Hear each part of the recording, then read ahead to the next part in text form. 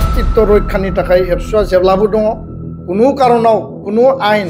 बेयाव जाहाथे डाइल्युट जाया कुनु बेबस्थाया एरेन्जमेन्टआ जाहाथे डाइल्युट जाया एबसुआ बेयाव जोङो मोनसे प्रहरी बा जोङो माने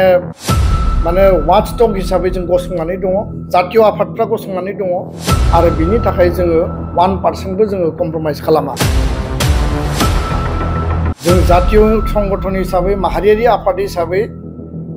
राजनीतिक दोलोजों दोलो बिथांमोननि नांलायनाय बिथांमोननि जि कनफ्लिक्ट बिथांमोननि जि मोनसे डिबेट बे अपिनियनाव जोङो हाबनानै बे परिबेसखौ जोङो गुबुंले खालामनो नागिरा फेसबुक पोस्टनि गेजेरजों स्पष्टयै बुंदों जे राजखान्थिनि जि दा मोनसे परिबेस आरो जि मोनसे माहल बेयाव बयबो केम्पेइनाव ओंखारबाय इउपिपिएल दोलोआबो केम्पेइनाव ओंखारदों बिपिएफआ केम्पेइनाव ओंखारदों बिजेपिआ ओंखारदों आरो जों खोनादों जे बेयाव कंग्रेस गेलेगोन माने अखिल गगैनि पार्टी गेलेगोन गोबां दङ आं नामखौ लाजोबनो नागिराखै बयबो गावबा गाव खोथा बाथ्राफोरखौ लानानै गावबा गाव एजेन्डा आरो पलिटिकेल कार्ड हिसाबै दिनै बेयाव बायदिसिना इस्युफोरखौ थ्र' खालामदों दिनै गासैबो हान्जानि माने खुगायाव हा पाट्टा होगोनानो मेन माने बिथांमोननि एजेन्डा दा बेखौथ' रायजोआ बिबेचना खालामगोन दा खोथाया जाहैबाय दुलाराय बर' फरायसा आफादा स्पष्ट जे जि मोनसे पलिटिकेल दा मोनसे काउन्टार आरो माने बिसोरनि जि डिबेट जालायलायदों जों जातीय संगठन हिसाबै माहारियारि आफाद हिसाबै राजनीतिक दोलोजों दोलो बिथांमोननि नांलायनाय बिथांमोननि जि कनफ्लिक्ट बिथांमोननि जि मोनसे डिबेट बे अपिनियनाव जोङो हाबनानै बे परिबेसखौ जोङो गुबुंले खालामनो नागिराखै डेम'क्रेसियाव डिबेट क्रिटिसिजम डिसकासना थायो खालि खोथाया स्पष्ट बेनोल' बिटिआरखौ लानानै 6 शिड्युलखौ लानानै ट्राइबेल बेलेन्स ब्लकखौ लानानै हा हुखौ लानानै जाय सरकारानो फैया मानो थांनाय समाव जि सरकारफ्रा दङमोन बिथांमोना गावबा गावनि सरकारनि एजेन्डा पलिसिजों हाबा मावनांगौ अधिकारखौ होनांगौ अधिकारा गावबा गाव आयेननि आधाराव जागोन बेलेन्स ब्लकनि आयेननि अधिकारा मा बुङो प्रटेक्टेड क्लासआ मा बुङो 6 शिड्युलआ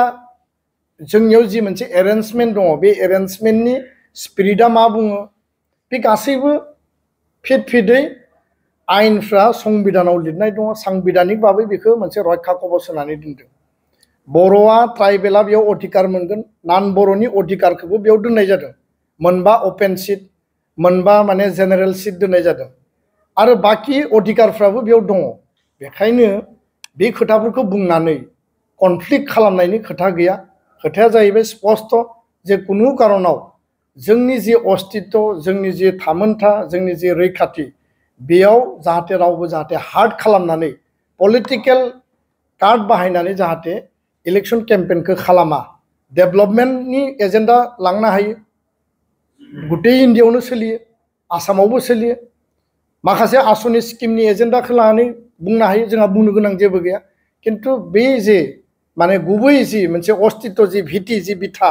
बेखौ लानानै जाहाथे रावबो पलिटिकेलि जाहाथे गेम खालामनानै बेयाव माने पलाराइजेसननि जाहाथे पलिटिक्सखौ खालामलाया बे खोथाखौ जों स्पष्टयै बुंदों आरो बे नीति आरो आधारावनो जों थागोन मोनफ्रोमबो राजनीतिक दला राजनीतिक व्यक्तिया बिसोरनि एटाक काउन्टार एटाक बिसोरनि डिबेट आरो बिसोरनि जि अपिनियन बेयाव एबसुआ सानफ्रोमबो अपिनियन होबाय थानांगौ एबसुआ सानफ्रोमबो माने पार्टिसिपेट खालामनांगौ बेबायदि नङा खारन एबसुआ इलेक्शन गेलेयाखै एबसुआ पलिटिकेल पार्टी नङा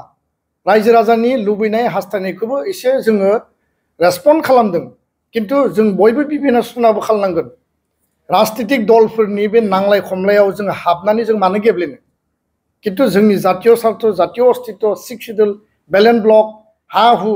बिनि जुदि रैखाथिनि जुदि थ्रेट फैदोंबा बेयाव जोङो बिबान लागोन बेनिफ्राय जों कुनु कारनाव दोरोदा दा बेखायनो बबेयाव एबसुआ अपिनियन होनांगौ स्टेटमेन्ट होनांगौ कमेन्ट होनांगौ बबेयाव होनाङा रायजो राजाफ्राबो मेलेमजिबिफोराबो स्ट्रिक्टलि थिक खालामनांगोन कारण इलेक्शना मोनसे टाइमाव फैगोन मोनसे टाइमाव जोबलांगोन इलेक्शनाथ' 12 मास जाया सेप्टेम्बराव इलेक्शन जागोन बिनि उनाव सरकार जागोन बिनि उनाव बे परिबेसा गैया जागोन